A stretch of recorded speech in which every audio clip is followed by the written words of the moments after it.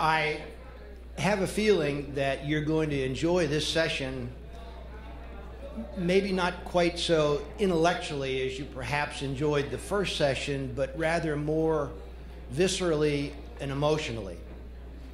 Because this afternoon, to me, is an opportunity for you to have up close and personal exposure to our 4 inductees who will be coming into the Hall of Fame tonight. This is a first for us. You'll actually get to hear some of their responses to Mike Bell's very penetrating questions, likely some of them to be moderately embarrassing or making them somewhat uncomfortable, but they are professionals at this, and I'm sure they'll handle themselves very well. These are, in front of you, the 4 inductees into tonight's induction ceremony for our Hall of Fame: Judy Ziwas, William Nelson, Dan Kelly, and Ann Hoyt.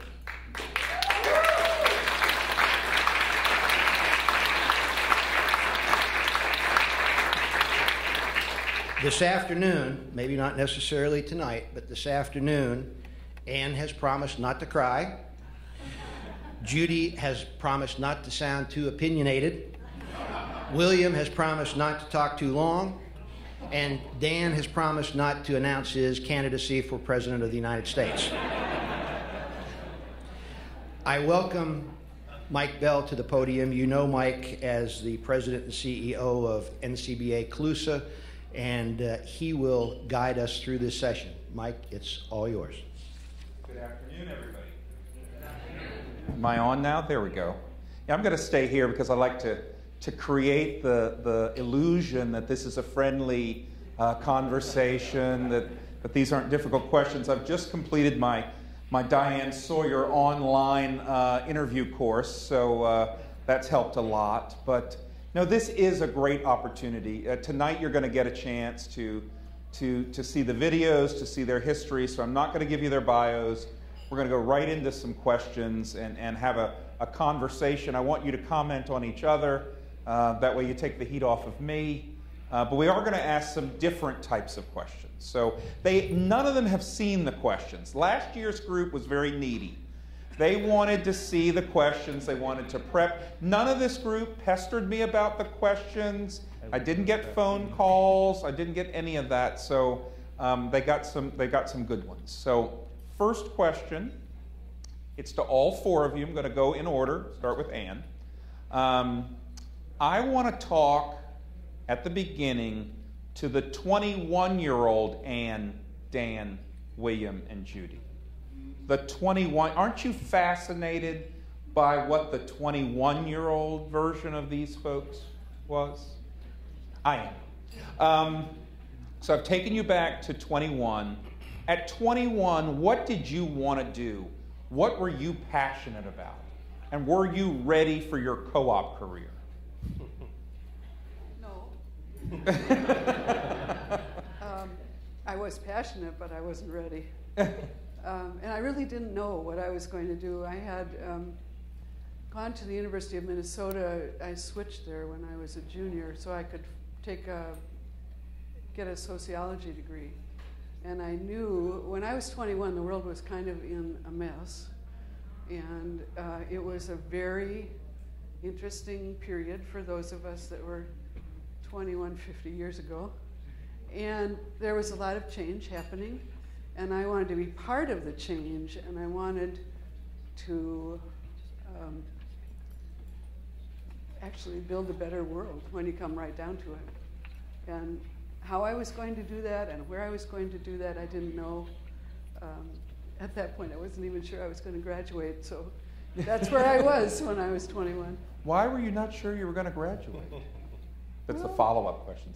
You always want, well, maybe not everybody does. I spend a lot of time with students, and there's always that, am I going to get through the last year? So that was sort of my situation. Dan, how about you? Let's talk to the 21-year-old you for a minute. Well, you have to look back and imagine someone about 60 pounds lighter that was a senior in college at the age of 21, was in Illinois State University. I had started out in teacher education and switched to ag business my sophomore year. My passion, my desire at that time was to farm. and I've been farming with my father for, well, all my life, I guess you'd say, but actively through my high school and college years. I stayed at home and went to college so I could farm while I was going to school. And so the other thing that I had on my mind was when I was 21, I had just rescued a young lady off the streets of Bloomington, Illinois, and was going to move her to the farm. So Pam and I were planning a wedding when I was 21. We got married when I was just after I turned 22. That's turned out pretty well too. So that's in fact, as you think about preparing yourself for a career, if you get some of your early decisions right, it makes the rest of them go better. And so that was one. Now, isn't that deep? Get some of these, say that again. Get these early ones right? Get the early decisions right, the later ones go better, yes. Oh, I wish I could go back now. Wow. William, 21-year-old William.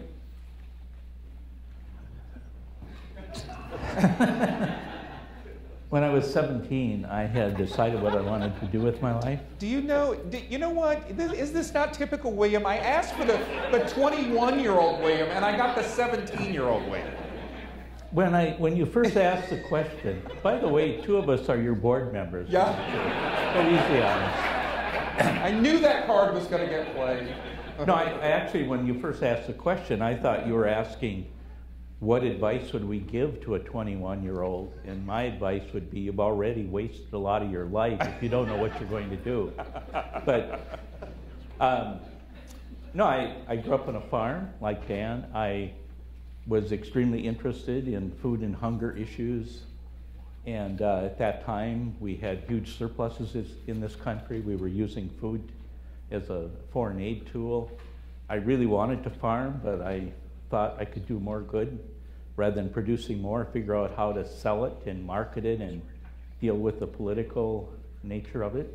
So I got a liberal arts degree, political science, sociology, learned how to do some practical things besides writing papers and farming. And the one thing I would say is I knew nothing about cooperatives during any of this time. It all came later, but I guess the one thing that I urge young people today is don't waste a lot of your life trying to figure out what you're going to do. Get going on it. Now, it may take you your entire life, but the more years you can have to do whatever it is you're going to do, the more you're going to be able to do. And I think Ann and I, and Judy, I would bet, we were all out to save the world, as with Dan. In fact, I think you're going to see a lot of commonalities amongst us.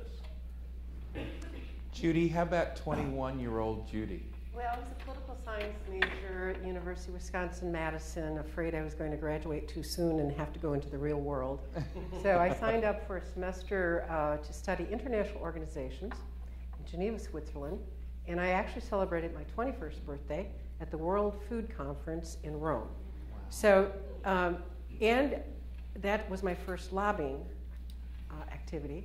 Because we had so much surplus grain, the U.S. delegation under Henry Kissinger wanted to just set up safeguards and not really commit. And the Canadians lobbied us, U.S. students, to lobby the U.S. delegation to commit grain for world hunger. So I got my first experience lobbying and taste of making a better world and being interested in the food issues as well. Not co-ops in my radar screen at that point, but the food issues. Food issues. And those same issues are still around today and still part of the landscape. Okay, the second question, Dan, I'm going to start with you. As your career developed, or as your life in co-ops developed, can you name your cooperative hero? That can be a historical figure, it could be someone you worked for, someone that inspired you in your cooperative life and career. Well, as I started out in the Young Farmer Program through Farm Bureau, and I was chair of our County Farm Bureau Young Farmer Committee, which then allowed me to attend Farm Bureau board meetings. And as part of the Farm Bureau organization in Illinois and Wisconsin and Iowa, the FS system, the Grow Mark system as we know it today, was affiliated with the county farm bureaus. And so the county farm bureau manager, nearly monthly, almost always on a monthly basis, gave an update, an annual report to the farm bureau board. And so as I sat there as a young farmer chair and hearing the insurance report and hearing the agribusiness report, I thought the political side of the farm bureau is interesting, but the business side is really where I have an interest and a passion. So that first person was the local farm bureau manager, Don McWhort, who I asked, how do you become part of the board of McLean County Service Company at the time? And he said, well, you kind of have to pay your dues. And so I was a customer, of course. And so I became a member of the board. And then one of the members in the audience today was an inspiration. I started going to the Growmark annual meetings, or at that time, the FS annual meeting. And Glenn Webb, a young leader at that time, was chairman of the board. And so I thought, man, now that looks like a pretty neat job. But I never thought I'd be have an opportunity to do that. I just thought it was an opportunity that, if it ever presented itself, I might take advantage of. And Glenn was chairman 20 years, and I succeeded him for 13 years in 2000. Great. William, name your co-op hero. Ed Sledham. Ed, after I graduated from college, I was doing an internship in the Minnesota legislature with the Minneapolis Public Schools.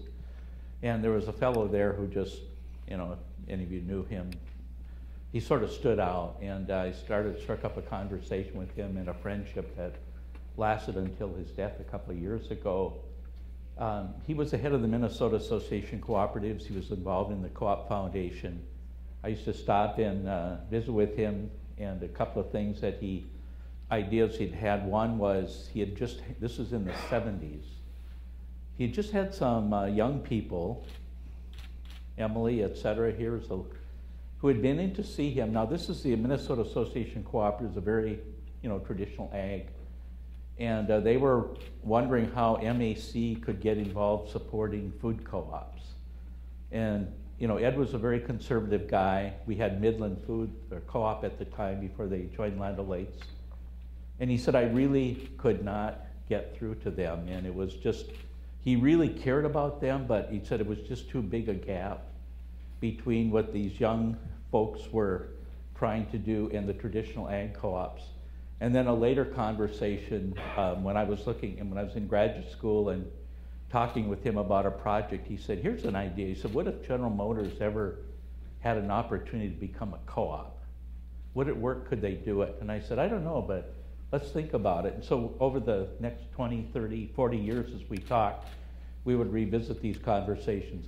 On the first topic, it's something that, as I look at faces in the audience, I know many of you can identify with what I'm talking about, is how do we build the relationships with the traditional agriculture that Dan and I come from, with a whole lot of exciting new things going on out there. So the work still remains to be done, but Ed was a believer in education and just a champion and one of those wonderful people who was inducted here a couple of years ago. Judy, how about you for a co-op hero? Many, but my first was Wally Campbell, Hall of Famer. And I guess coming out of the World Food Conference and looking at world food issues, I just loved CARE.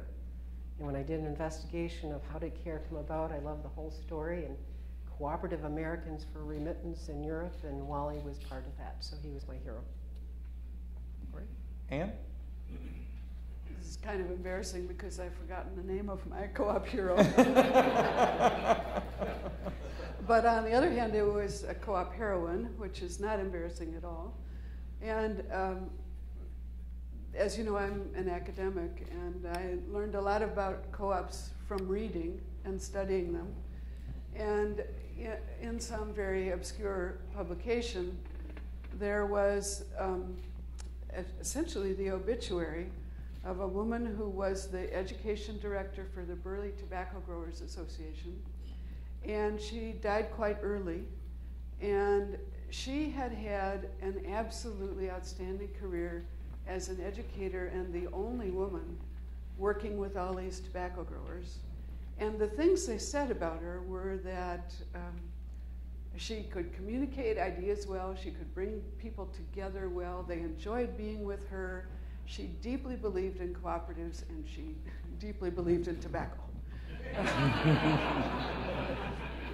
Now, it wasn't the tobacco belief that inspired me, but the whole story of her career and how she moved through an environment that wasn't necessarily going to be welcoming to her was incredibly inspiring. Great. Those are great memories and great heroes. Thank you for sharing those. I'm going to ask you, William, I'm going to start with you. And I know this will be tough for all four of you because you are all fantastic in all that you've done. But describe something that you really failed at. Describe something that just really went off the tracks. And why did it go off the tracks? And what did you do afterwards? What was your recovery? What was your rebuilding from it? I need time to think about that. I'm sorry. Yeah, William's going to have, we'll come back to it. Judy, any thoughts?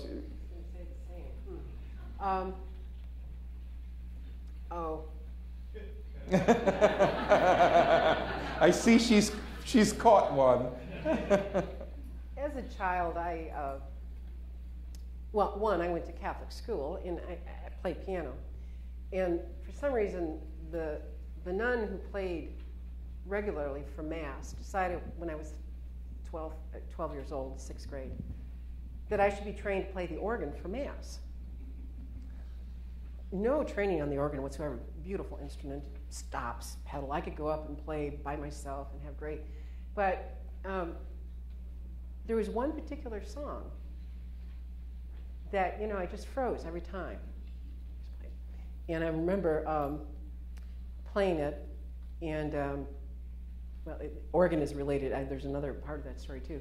And I was just so embarrassed because, Catholics, if you're Catholic school, you had to go to Mass every day. And there you are, 12 years old, playing for, 300 people in church. And I messed it up. And I went home because I could walk home for lunch, and I told my mother, I'm never going back again. It was just huge embarrassment. And my mother, who some of you will meet tonight, said, young lady, yes you are. And so I get up my courage and I walk back, and sure enough, neighborhood boy walking beside me on the way back to school, oh God, that was awful. And what do? You have to get up and you have to play that song again. And it seems like every time I had to play it, I blew it somehow. So I just kept playing it. I kept playing it. And people got to know, it's Judy playing the organ. So, God bless her. William? To give you two more time. I think the reason I can't think of anything I failed at is because I never give up. So something I failed at and have repeatedly, I haven't given up. And the story was I was in graduate school in University of Houston in a future studies program. I had a part-time job as a bouncer on a bookmobile, literally. So Wait a minute. This neighborhood is so tough, there's a bouncer on the bookmobile? Well, yeah, but after 2 nights, it was a rough neighborhood. The driver quit, so I had to do both. Anyway, end of the story. I finished my graduate program. I go to meet with the head of the library, the director of the library, and let him know what I'm going to do. And I was coming back to Minnesota to teach about cooperatives and work in cooperatives. And he knew nothing about cooperatives. And so I've been trying to explain to him, and his name was Roman Boachevsky. This was in the late 70s, Houston, Texas. And if any of you remember, booming, everything was just booming big time. And he was on the Chamber of Commerce for Houston, Texas. So I'm trying to explain what a co-op was. And he said, that's really interesting, but he said, I'll challenge you that until you can explain it well enough to convince my colleagues on the Houston Chamber of Commerce, you will not have arrived. So I'm still working on it. Anne? I've been asked that question before, and I have what I consider a spectacular failure that I did learn quite a bit from. In the early years, when I was at the Center for Cooperatives at the University of Wisconsin, there was a leather company in Fond du Lac that was an old tannery, and the family owned, and the company was on the verge of failure. And the labor organizer for the Food and Commercial Workers Union was representing the workers in that company. And he came to the Center for Cooperatives and asked if we would save that company. And we couldn't do it, and it was my failure. And I learned a lot about that. One was be careful of the people who have very glib tongues, because he convinced me that this could be saved, and it was, I think, from the beginning, not a soluble situation. Which I also learned, no matter how tragic the story, you can't necessarily solve the problem. I learned to be very careful about who the experts were that you brought in to work with you. And I learned that I tried to play the organ and just couldn't do it, but like going back and doing it again, that you can always recover from a spectacular mistake. And you can. I mean, look at him sitting here. Dan, how about you? Well, I think there's two. One is on a personal basis, and that is that I remember when I was a sophomore in high school, and I took a speech class, and I would get so nervous that the words would get literally caught up in my throat. And so tonight, if you see me gasping for breath, it's not a heart attack, it's just some of that history coming back. But what I learned from that, to the point that my high school English teachers or speech teachers said, if you don't learn how to breathe, you're never going to be able to give a speech. And so I just, as William said, you learn from your mistakes, or you push through those failures to be able to overcome your shortcomings, if you will. And so since that time, I've spoke to groups as large as 3,000 and frequently to groups of several hundred. I wouldn't say I'm spectacular at it. I've got a good speechwriter in the room that occasionally helps me through those issues. But I think that that's, it's just like any problems that you have or any issues that you face. You figure out a way to get through it, you get some coaching, you get some instruction, and you move forward. And that carries over to what was really a failed merger of two cooperatives, one that I was chairman of or president of, and another that made all the business sense in the world. But from a personality standpoint, we got off to on the wrong foot. And so it failed. But then we learned from that mistake, and 3 years later, that merger did take place. That company is doing well, and in fact, 2 other mergers have happened to where it's very successful, one of the most successful co-ops in the country. But again, we learn from our mistakes, and you go forward and become successful, hopefully. Excellent. Some excellent advice from very successful people. You probably heard this, that I'm a child of cooperators, that my parents met in the 60s and constantly inflicted credit unionism on their children. How has being a cooperator impacted the people you love? Judy, I'm going to start with you. Well, I do love the story that, I met my husband, Rick Merrill, on Capitol Hill. He was a political operative. and then when I started with co-ops, he actually became a convert to co-ops. He actually wrote a co-op omnibus bill and was telling me how we could get it passed. And this is back in the 90s. But I'll never forget, it was Hall of Fame. He was also, he loved to sail. There's the time the Chesapeake Bay, you can't build new marinas, shoreline protection. So Rick, my husband, was convinced every single marina in the Chesapeake Bay should become a co-op. And he always, any venture he had, always started with stationery. So we have marina co-op stationery, business cards, envelopes, And I'll never forget, because it was Hall of Fame, and CEO of the National Co-op Bank at that point was Tom Condon. And there were two Chucks sitting at the NCB table, Chuck Schneider and Chuck Hackman. And so Rick catches Tom Condon about this Marina Co-op group, and it was one of those moments in Hall of Fame that Tom turns and he goes, Chuck, talk to that man. So, sorry if Chuck's in here, but so yeah, my husband became an absolute convert, and my stepsons, they can only bank at credit unions. We only bank at credit unions. So my immediate family have become a convert. If there's a problem, find a co-op solution. Nice. Ann, how about you? Well, they noticed I was involved in co-ops, and I'm going to say a little bit about it tonight, so I won't give that away. But I think that because I had to travel so much to do the things that I did, especially when I was on the co-op bank board, when our son was young, they got to the point that when I was at home, and I'd been at home for several days, they'd look at each other, this is my husband and my son, and they would look at each other and say, do you think she has a trip soon? So the good thing about that was they have a very strong relationship. And, I'll tell you another thing about our son. I don't think he's here, so when he comes tonight, you can ask him if it's true.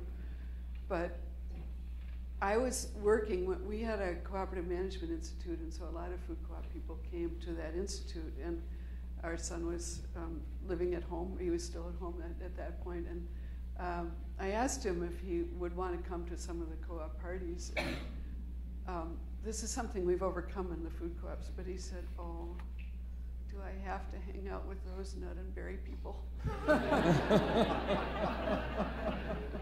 So we went the food co-ops have gone way beyond that, but we're a co-op family, and I am very proud to say that our son, who resisted it, because you have to be different from your parents, is now a proud member of a co-op in Minneapolis. So, we didn't tell him to join, he just figured out on his own it's a pretty good idea. Excellent. Dan? Well, I think and Pam may answer this better than I, but I think about the world of co-ops. We have made an enormous amount of friends and lifelong friends as we've traveled and been with various boards and had various experiences with those groups of people, fellow directors and people that work for those organizations, whether they be Nationwide, Bromark, or the Farm Credit System, CoBank. We've had a chance to interact with academics. We've had a chance to interact with others from other cooperatives around the country. And so as we, one of these days we will move on from this world. It's been a heck of a good run. But it's my expectation that those friendships will last for our lifetime. So I think that's what we take away. Pam had the opportunity to raise 3 children by herself, so that built her character as well. But so part of the reward for that was to travel with me occasionally to some nice places, like Washington, D.C. William, how has being a cooperator impacted the people you love?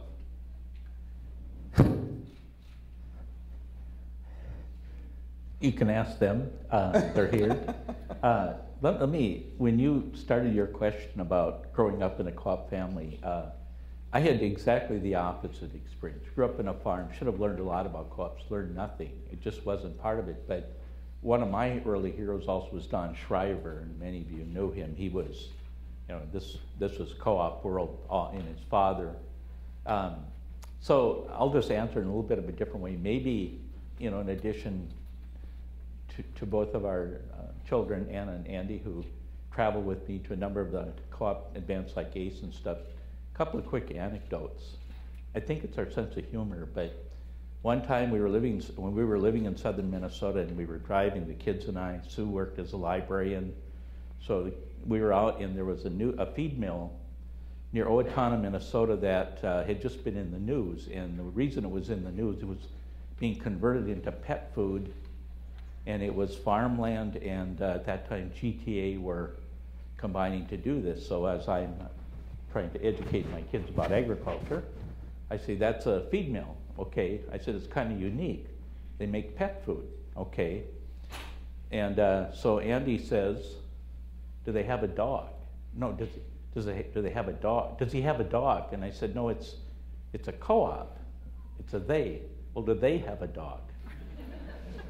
And sorry, Andy, I'm picking on you, but another time we were coming back from a hockey game, and anybody here hockey parents?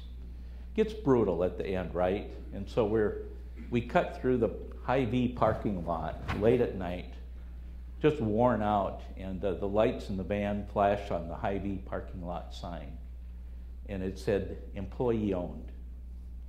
And out of the back, and I mean, I had no idea if they had any idea what I was talking about, but I hear this voice from the back. Is that kind of like a co-op? Yeah, it is. Yeah.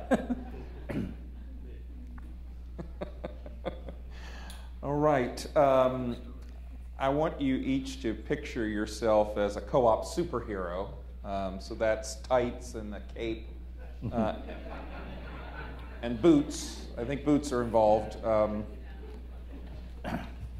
And you're a superhero in this land of co-ops. What is your co-op superpower, and how do you use it for good?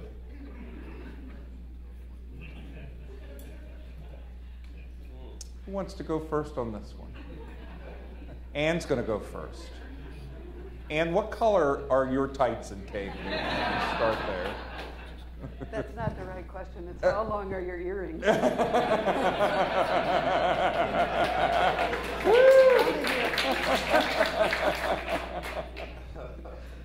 I can tell you, I've had practice at this. One Halloween, NASCO, the National Association of Student Cooperatives, was having their annual conference over Halloween.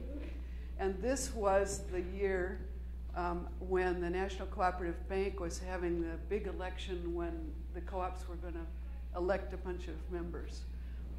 So I had, our son was really into superheroes, and he had announced that he wanted to be Batman for Halloween, and that I was going to be Bat Mama. And so I had a Bat Mama costume, and I was more than 20 pounds lighter than I am now.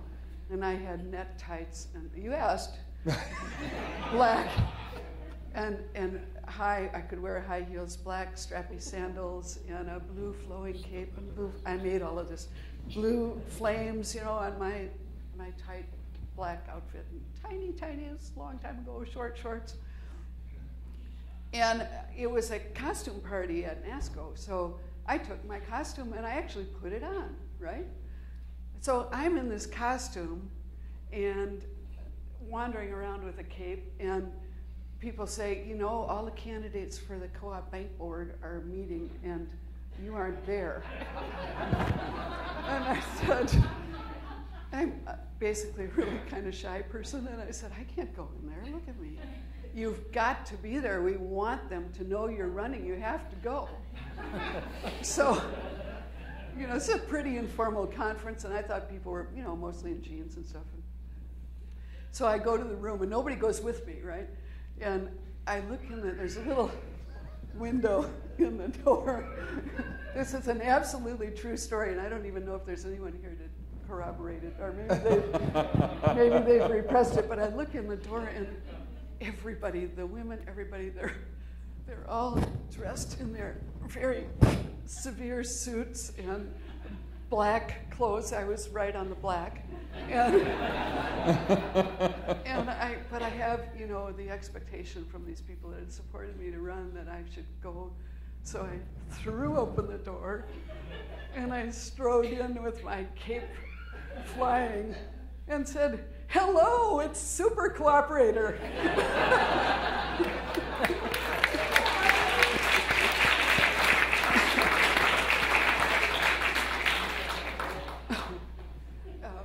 And so, actually, what my lesson from that is wear a cape, utter the word cooperator, and the world would change. I did get elected. I'm surprised you didn't. Well, I knew that we would get down to some things that would make me uncomfortable, but, I wasn't sure what they'd be. But, Dan, I think you're going to have a challenge to top that. But tell us about your superhero costume and what's your superpower? Well, I'm still struggling with the tights. As I expect most of the audience is. But, as I think about the organizations that I work with, why we've red, white, and blue with a little hint of green seems to work for the colors that Nationwide, CoBank, and Growmark have in their logos. And so as I think about what the superpower that I believe I would have is what, to me, is one of the superpowers of the co-op world. And that is that they do the right things right. We, I spoke, and I may mention this evening, so if you hear this again, forgive me. But I spoke in Quebec City about 2.5 years ago at the International Cooperative Alliance. And I said, had the financial world lived by the standards, the principles of co-ops, we would not need Dodd-Frank or Sarbanes-Oxley. And so I think it wouldn't be my superpower, it's just what I've witnessed over the years, is that co-ops make mistakes. We've had failures. But it's usually because we didn't make the right business decision. It wasn't because we tried to rip the world off. Mm-hmm. And so I think that's the superpower.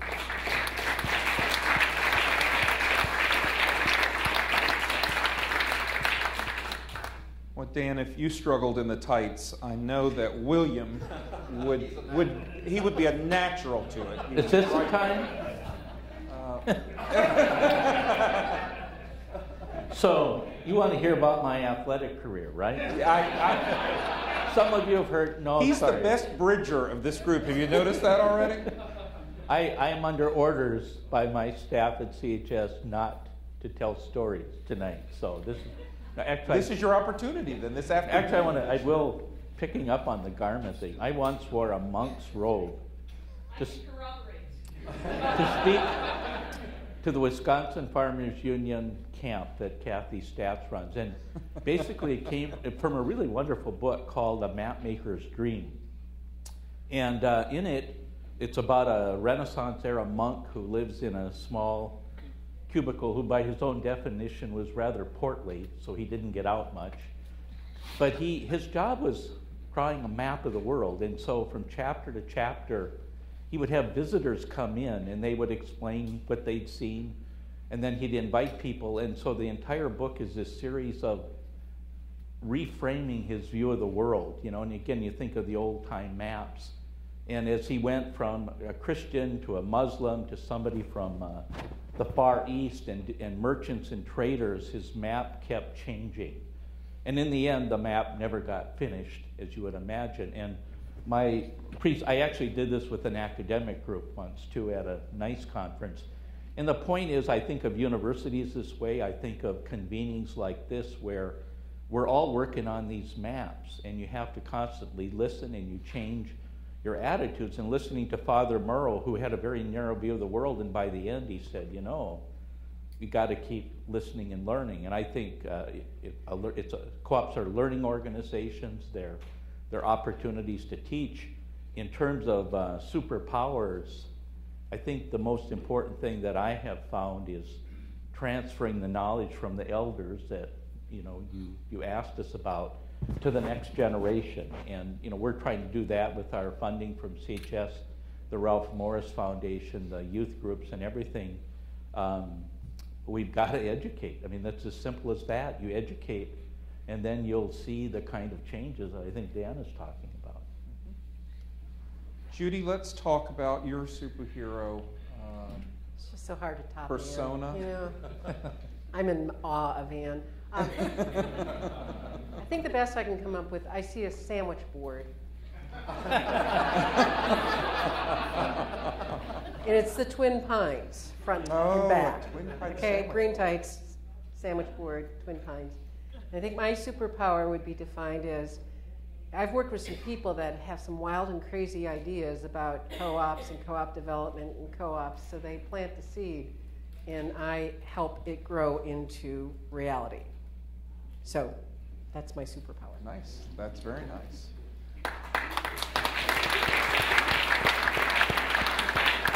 Very good. You each have had very storied careers in your sectors and in your lines of work. But we all know the co-op world is a great big universe. If you could go to another part of this universe, one that's not related to what you've done, which other sector would you want to drop into and explore a career in if you had that chance? Dan, can I start with you? No. Nope. You know, if it was another sector outside of what I've been doing, you know, it is so unfortunate that the American garbage disposal eats better than so much of the world. And it's not, you don't have to go to Africa. You don't have to go to other parts of the world. There are food deserts in this country that co-ops can benefit. There are ways that people can help themselves out of poverty. And so creating a cooperative environment in some of our inner cities, and I know that's going on today in various ways.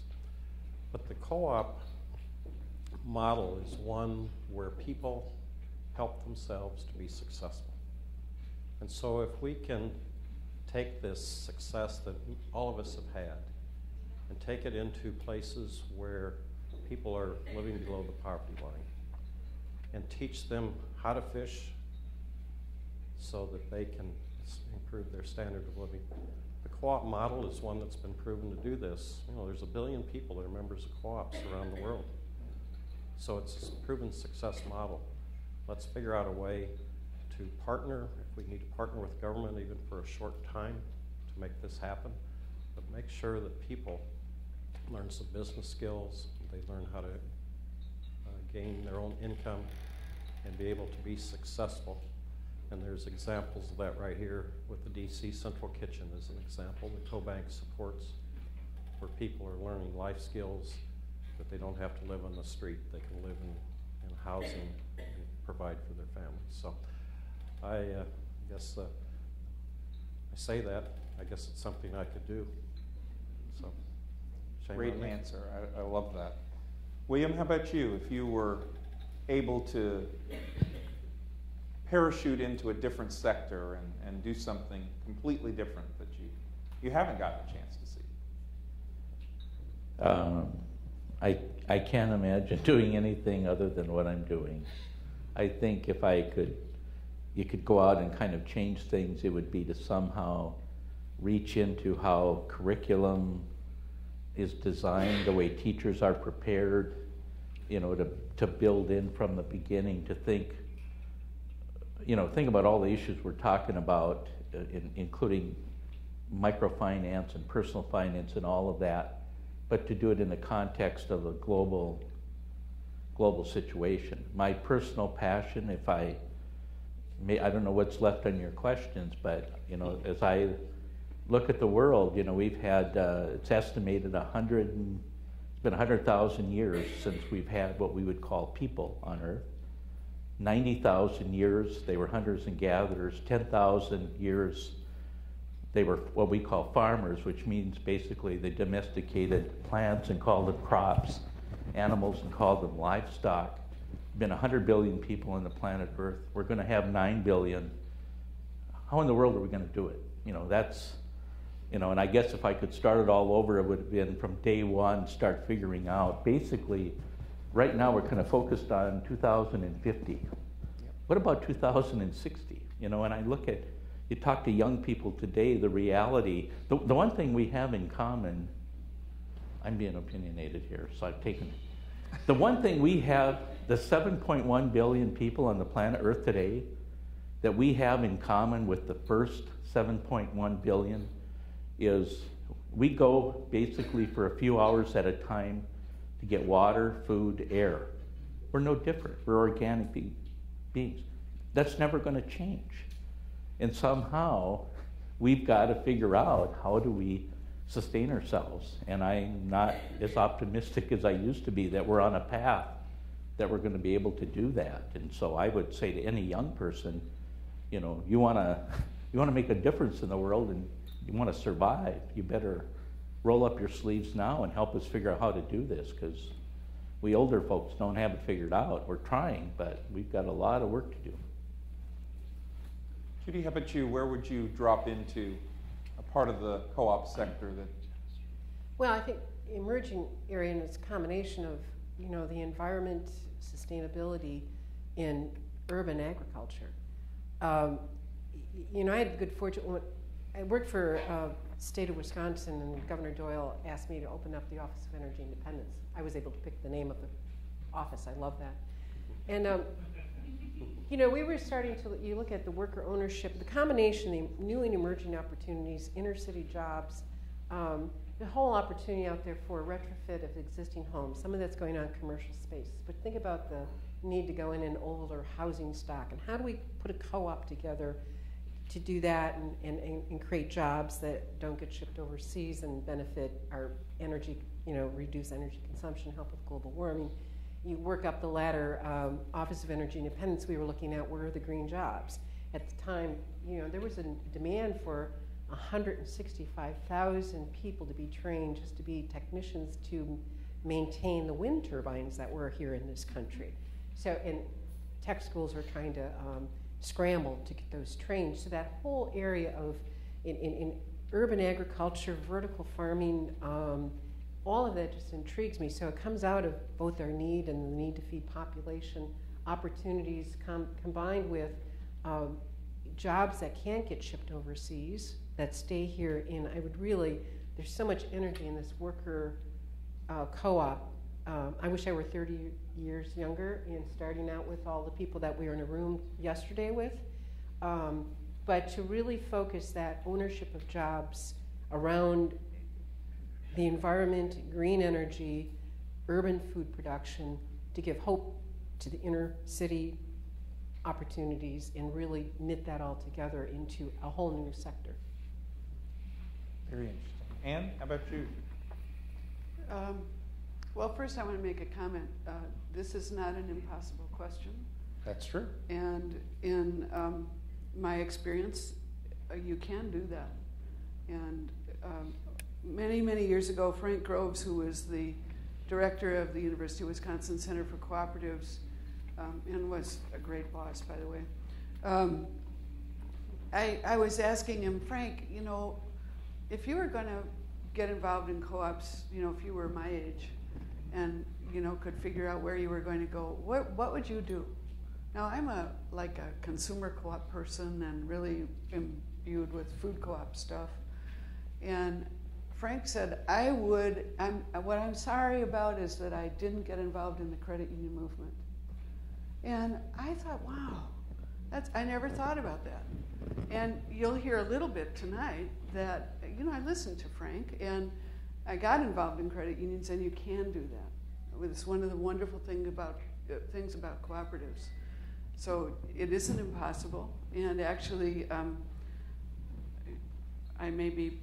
probably prematurely telling you this, but my next foray into a local co-op, I think, will be in healthcare.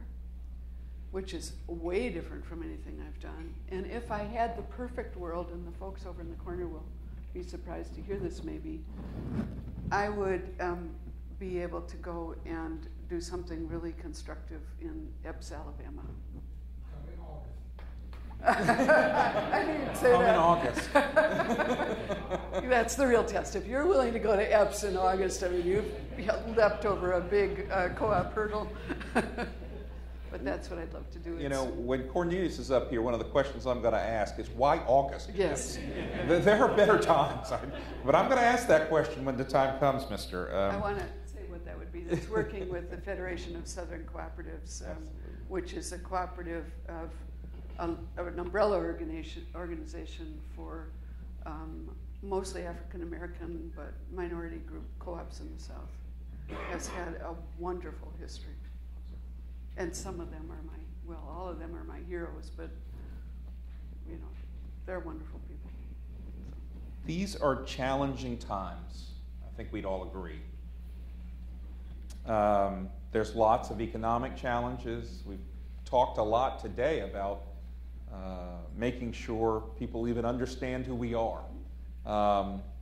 Describe for us what you think the biggest challenge facing cooperatives, and can you just fix it for us here on the stage, because we know all four of you, if we gave you 5 good minutes, would be able to get it done if we got you the right resources. William? I know some of you weren't at the earlier sessions today, but for those of you who were, you know, we talked about marketing, communicating the co-op idea, and one of the things that I think we need to do is figure out how to educate each other about what's going on. I'm especially sensitive to when people talk about teaching at the university level, colleges, including 2-year colleges, business schools, etc. There really is a lot going on, but I know that nobody is aware of all of what's going on, and to those of you who might have an answer to this, I think if we could just figure out a way to make sure that, you know, a number of the key players were aware of all of the different efforts that are going on just at the college and university level, we would be a lot farther ahead. And that doesn't necessarily cost any money. It's not undoable, but it's sort of painful when I hear people saying, well, I wish somebody was doing something, this and that, or then you hear somebody new coming along, and there is a lot going on, and we're kind of our own worst enemies that we don't educate ourselves about it. Judy, how about you? Well, in addition to not being able to play that song on the organ, I can't sing well either, but so RESPECT, respect. Sorry, Aretha, but I think the thing that bothers me most, and I see it's a challenge for the 30, 40 years, the co-op sector itself doesn't really begin to respect and brag about itself and claim its rightful ownership and respect in the U.S. economy. Now, solution? Stay tuned tonight, I'll tell you what it is. All right, there you go. You've just gotten a preview. Will you be singing it at all? No. No, I was told in 5th grade just to mouth the words. You were beaten up early in the musical area. It's a tough world out there. Anne? I think the biggest challenge the country faces is to reduce the gap, obviously, between the rich and the poor, and to ensure the best possible life we can have for our citizens. I'm going to talk a little about that tonight.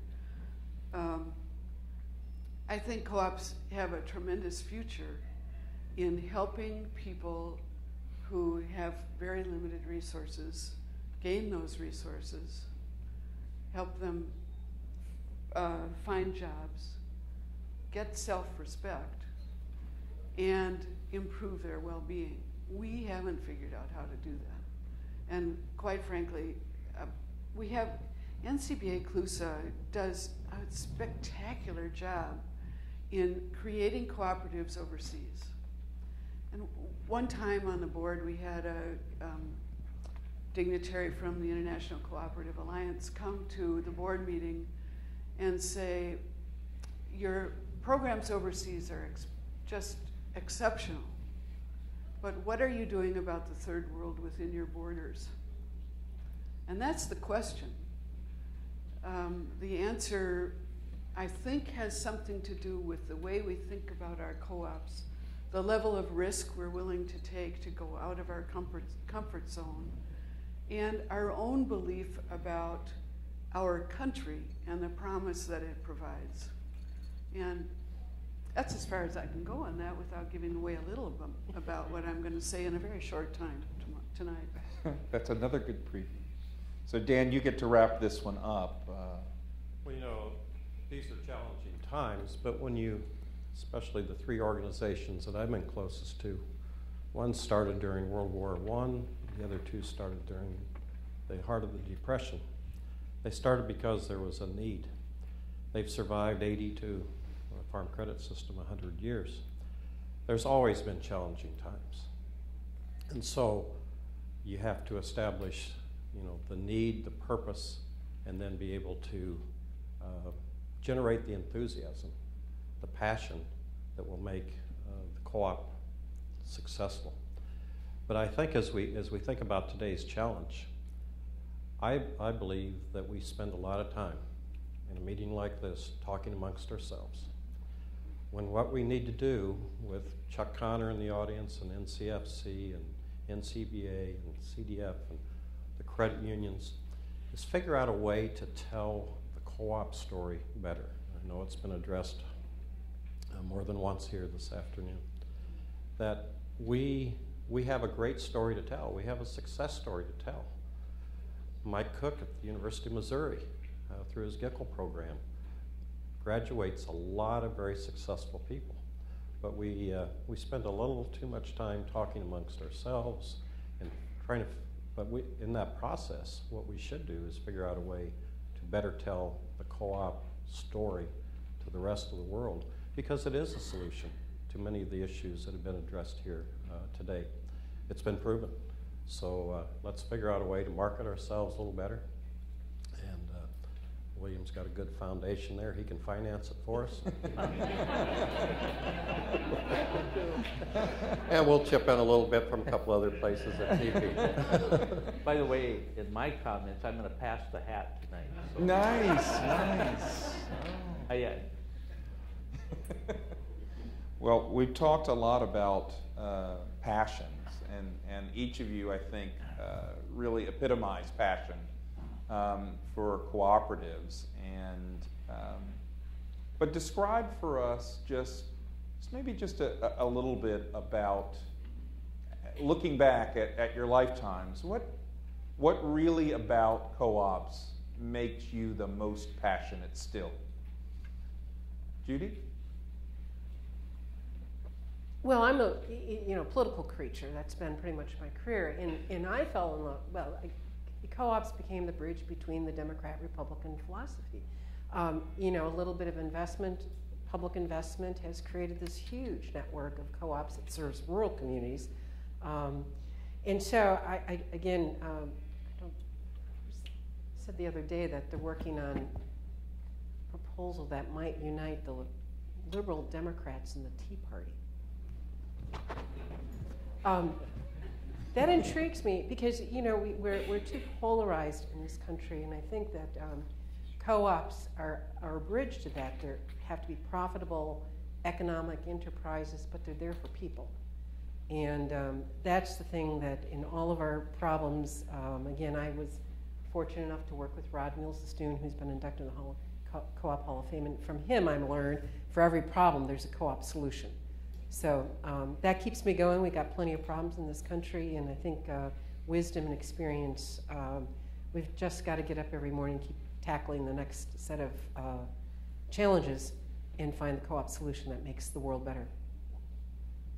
Excellent. Anne, how about you?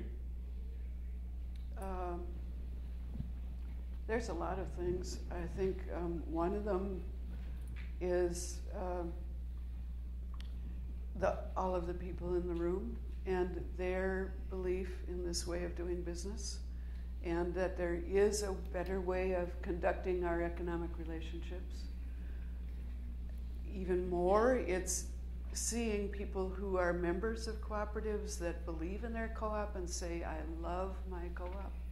I love my credit union. Do you know what they did for me?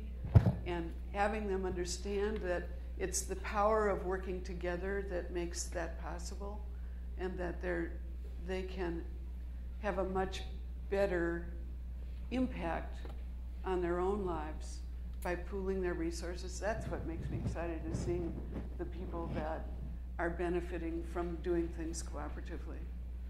And then, of course, everybody's story is just fabulous. So maybe I excite easily, but it's been it's just fantastic.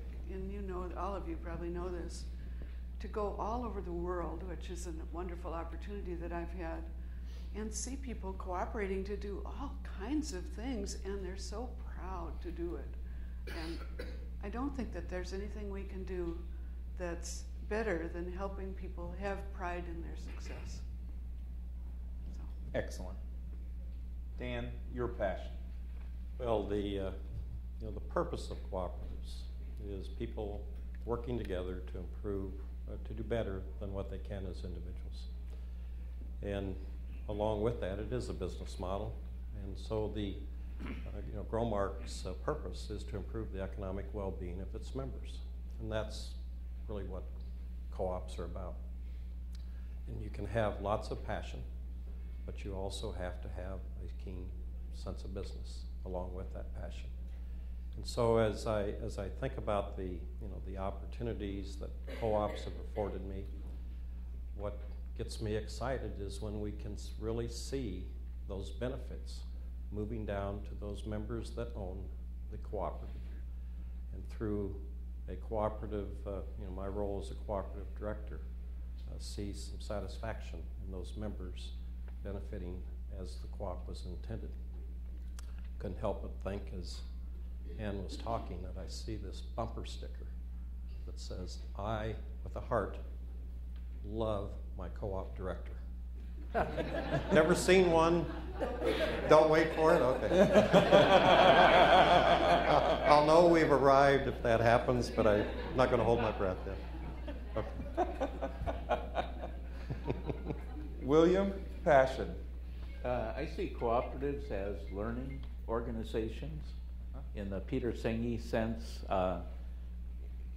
They're business organizations, they're service, they do all the different things that we want them to do, but I think at their heart it's a way of people organizing themselves, working together to solve a problem. The problem may be financial, it may be healthcare, it may be housing, but the key is they keep adapting. And I work for a company now that's doing a lot of that. You really become a constant learning organization, and I think again, I see that in the youth council and other entities. In fact, one of my favorite anecdotes from many years ago was a fellow by the name of John Jordan, who was a Canadian. I forgot what his role was, but he used to speak about one of the problems co-ops have is they struggle to get started, and then they finally get rolling, and then they have an annual meeting, and they talk about everything that they've accomplished. Next year comes around and they have their second annual meeting and they talk about what they've accomplished, and pretty soon their annual meeting becomes talking about what they've accomplished, and they've lost the spirit of adventure and entrepreneurship, which was how they got started in the first place. And so I interpret that to be we've got to be constantly adapting and figuring out how we're relevant, how we're able to address whatever problems are coming down the road at us. Because we can do it, but we've got to be looking forward. Last question. How do you want to be remembered? What's your epitaph?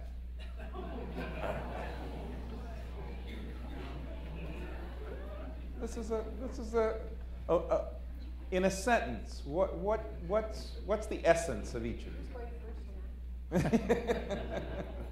Who is going first? Anne, you jump into these. She showed up.